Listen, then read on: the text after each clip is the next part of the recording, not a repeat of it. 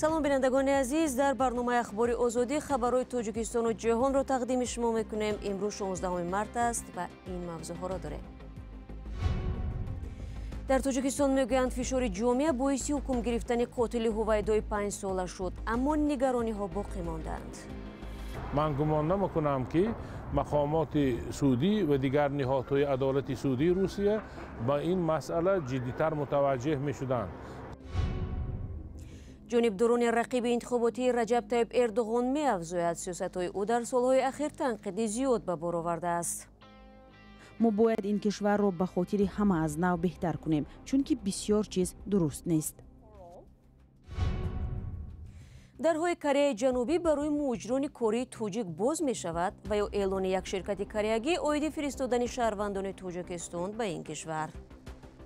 дар ҷумҳурии Корея қувваи корӣ кофӣ нест. дар Тоҷикистон бошад тавре мушоҳида кардем, сокинон маблағи кам ба даст меоранд. рӯзи 15 март сафири Русия дар Тоҷикистон баъди эълони ҳукми Александр Сёмин қотили ҳувайдои 5 сола бо Абдусалом Саидов падари қурбонӣ вохӯрдааст.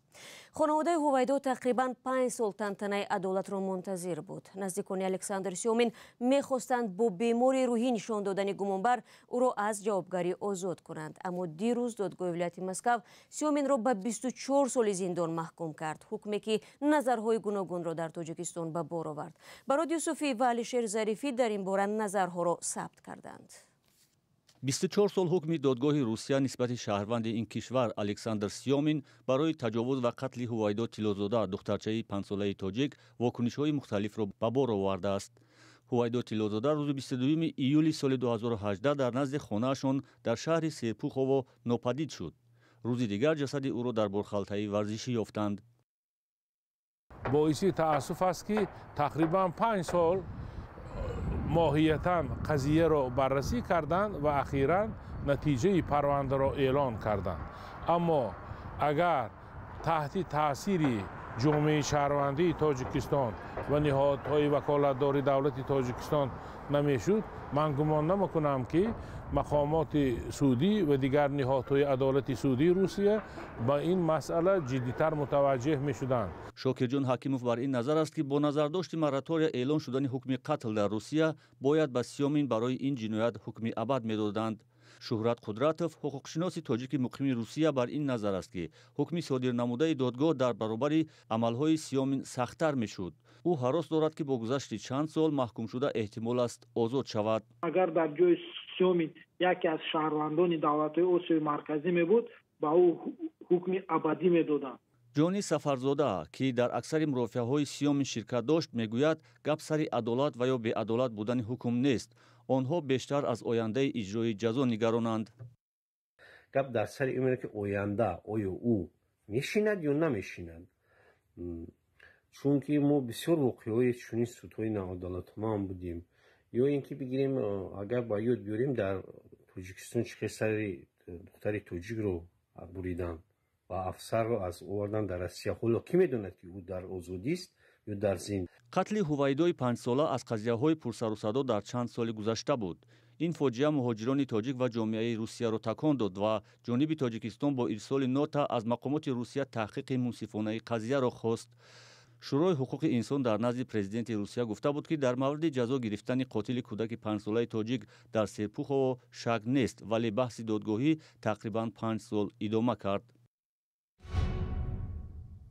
рӯ меорем ба мавзӯъҳои дигар. як ширкати кореягӣ хабар дод ки шаҳрвандони Тоҷикистонро барои кор ба Кореяи Ҷанубӣ мефиристад.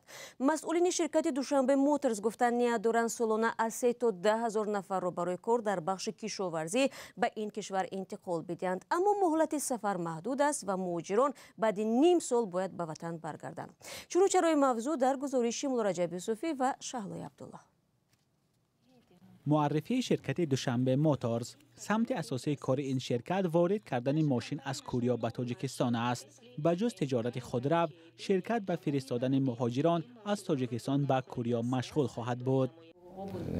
설명이 부족하고 여기 타지키스탄은 дар ҷумҳурии Корея қувваи корӣ кофӣ нест. дар Тоҷикистон бошад тавре мушоҳида кардем, сокинон маблағи кам ба даст меоранд. аз ин хотир тасмим гирифтем ки довталабонро ба Корея барои кор фиристем, то он ҷо кору фаъолият кунанд. از روی نقشه مهاجران تاجیک برای 6 ماه به کره جنوبی فرستاده می شوند. نمایندگی دوشنبه موتورز و کارشریک تاجیک از شرکت ارسا به این کار مشغول خواهند بود. برتری به ساکنان داده می شود که در دهات به سر می برند. ما می‌خواهیم در نوبت اول آنهایی را انتخاب کنیم که در بخش کشاورزی تجربه دارند. برای آنکه شرطنامه ما کار در همین بخش را در بر می‌گیرد و در مدت کوتاه ما نمی‌توانیم شخصان را برای کار در بخش کشاورزی آماده کنیم. به این خاطر در نوبت اول آنهایی انتخاب می‌شوند که در دهات زندگی می‌کنند و کارفرمایان از آنها مصاحبه می‌گیرند. انتخاب کارگران از سوی کارفرما انجام می‌شود. داوطلبان کار در کره جنوبی 2 هفته در دوشنبه آماده کرده می شوند، ولی از حالا بعضی نگرانی های است که مهاجران تاجیک ممکن است بعد نیم سال به وطن برنگردند. مشکل اساسی این است که شهروندان بعد سفر به کره و گذشتن 6 ماه به وطن برگشتن نمیخواهند. آنها در آنجا بود و باش غیر قانونی دارند. از این لحاظ نظام راه اندازی کردیم که آنها بعد از 6 ماه به وطن برگردند. این کفالت را به ما شرکت ارسا فراهم می‌آورند. مهاجران قبل از رفتن شرطنامه امضا می‌کنند و بعد 6 ماه باید به وطن برگردند. هنوز معلوم نیست که از مهاجران چگونه کفالت گرفته می شود تا غیر قانونی در کره نایستند. رهبر شرکت ارسا گفت روی چند طرح کار کرده ایستادند. کره جنوبی یکی از کشورهایی است که مهاجران تاجیک به آن توجه دارند. یک قسم آنها با شناسنامه روسی و بعضی دیگر با دیگر راه‌ها تلاش می‌کنند خود را به این کشور رسانند. مهاجران میگویند که معاش در کره نظر به روسیه بلندتر است و پلیس خوش‌معامله است، ولی راهی رسیدن به کره جنوبی آسان نبود و نیست. مولا رجب یوسفی، شهلای عبدالله، آزادی، دوشنبه.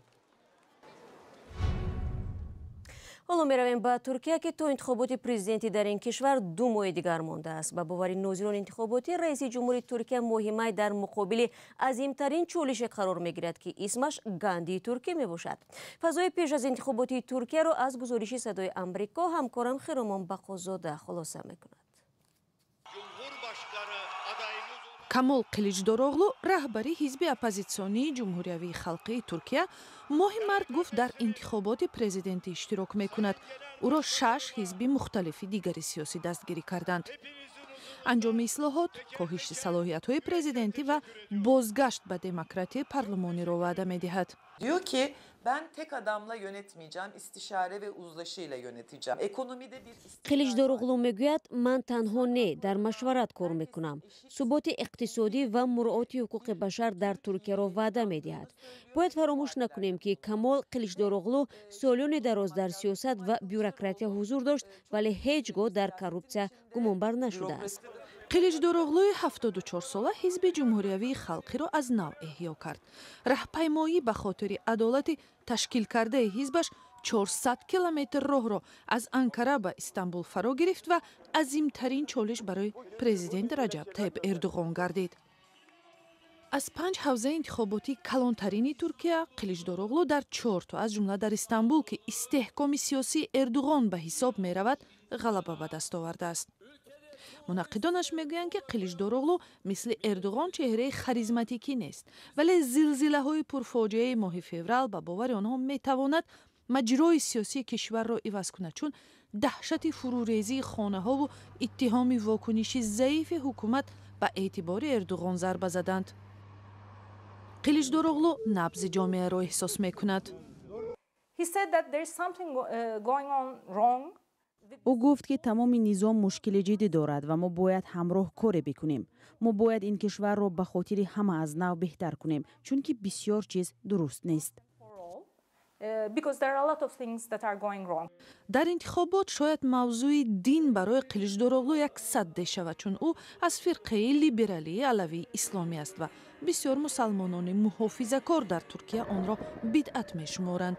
алавиҳо давоми қарнҳо дар туркия бо табъиз рӯбарӯ буданд, вале таҳлилгарон мегӯянд азбаски давоми 20 соли раҳбарии Эрдуғон як таниши миёни сиёсату дин вуҷуд доштааст, эҳтимолан интихобкунандаҳо ин навбат бештар сари масоили иқтисодӣ таваҷҷӯҳ кунанд.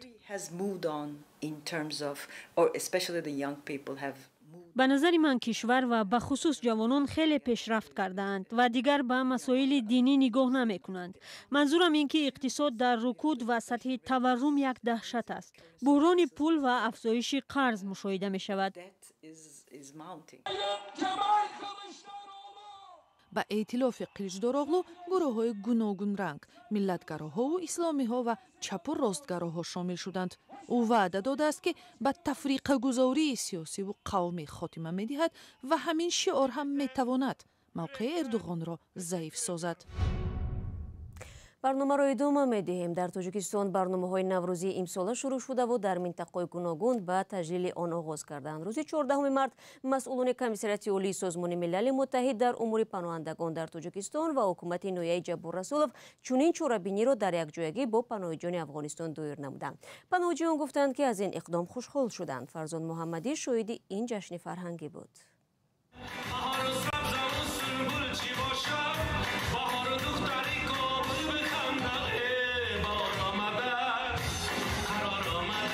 محمود کاروان آوازخوان و یک از پناهجویان افغانستانی در شمال تاجیکستان همینگونه نوروز را پیشواز می‌گیرد. مثل او ده‌ها گریزه‌های دیگر برای تجلیل از جشن نوروز در کاخ فرهنگ ناحیه جبار رسولوف جمع آمدند. هدف از برگزاری این همگرایی بین دو مردمی که فرهنگش و زبان و همه یک است و باز هم برای میخواهیم نشان دهیم که تا چه اندازه در دولت تاجیکستان گریزه ها می توانند که آزادانه برآمد کنند، آزادانه صحبت کنند. در این چاره‌بینی فرهنگی و ایدانه رضاکاران افغانستانی از دیگر منطقه‌های تاجیکستان هم آمده بودند. آنها هنرهای دستی و طعام‌های ایدانه منطقه خود را به نمایش گذاشتند و در صحن حوله کاخ فرهنگ نهال دوستی شنانیدند. اکثر آنها در صحبت با روزنامه‌نگاران گفتند که پس از هجرت مجبوری و در میان خبرهای ناخوش وطنشان چنین برنامه‌ها برایشان روحیه خوب می‌بخشد. خوشحال هستیم از اینکه ما در فضای آرام آسوده در جمهوری تاجیکستان، کشور با ما دوست برادر و ما اصلا همسایه نیک و صدیق مردم افغانستان قرار دادیم. خیلی روحیهشان بلند است و واقعا سپاسگزار هستیم از آرامی و دولت تاجیکستان. در دو جماعت ناحیه جبار رسولوف بیشتر از 40 عائله و 200 پناهجوی افغانستانی زندگی می‌کنند و فرزندانشان در مکتب‌ها تحصیل دارند. مقامات محلی میگویند برای بود و باش آنها همه شرایط لازمه را فراهم ساختند. خلق تاجیک یکی از خلقیت‌های فرهنگ‌سالار و مهمان‌نواز بوده. دائما بهره یاری رسانیدن و هم‌ملتانی بیرون از مرزی خود آماده بودند و هستند. این هم در حالی است که اکثر گریزه‌های افغانستانی در تاجیکستان موقتاً زندگی می‌کنند تا در کشور سیوم همچون پناهنده پذیرفته شوند. سال گذشته صدها نفر آنها به کانادا رفتند. مقامات تاجیکستان هم چند از آنها را اساساً با سبب‌های اعلام نشده و گاهی برای بود و باش غیرقانونی بازپس به افغانستان راندند. کمیسریت عالی سازمان ملل در امور پناهندگان از اخراج پناهجویان افغانستانی به کشورشان نگرانی کرده از دولت تاجیکستان خواست به چنین تجربه پایان دهد. فرزان محمدی، رادیو آزادی، ناحیه جبار رسولوف. و در تاجیکستان قسم لیمیت برق را که از 1 فوریه اعلام شده بود بکار کردند. در این باره آسیا پلوس با تکیه به مسئولان شبکه‌های تقسیم برق در سوغد و ختلان خبر داده است. به قول منبع از 1 مارس به این طرف به ساکنان 13 شهر و نواحی جنوبی تاجیکستان و برخی از ناحیه‌های شمالی کشور به مشتریان برق بدون لیمیت داده می شود. بعضی از ساکنان در صحبت با خبرگزاری این معلومات را تصدیق کردند. قبلا شرکت برق تاجیک گفته بود که بکار شدن محدودیت انتقال برق به شرایط هوا و ذخیره‌های آب وابسته می باشد. بینندگان عزیز، 15 دقیقه که در اختیار داشتیم به پایان رسید، ولی چون همیشه خبرگزاری‌های نو را شما میتوانید پیوسته از وبسایت azadi.org و صفحه های ما در فیسبوک، اینستاگرام، توییتر و تلگرام و تیک تاک و ادناکلاسنیک پیگیری کنید. اگر خود شما نیز شاهد خبر و حادثه شدید، لطفاً با رقم‌های رادیو آزادی در واتساپ و تلگرام تماس بگیرید تا دیدار نوبتی خود را ایجاد کنید. عزیزان و خدا نگهدار هر یک شما باشد.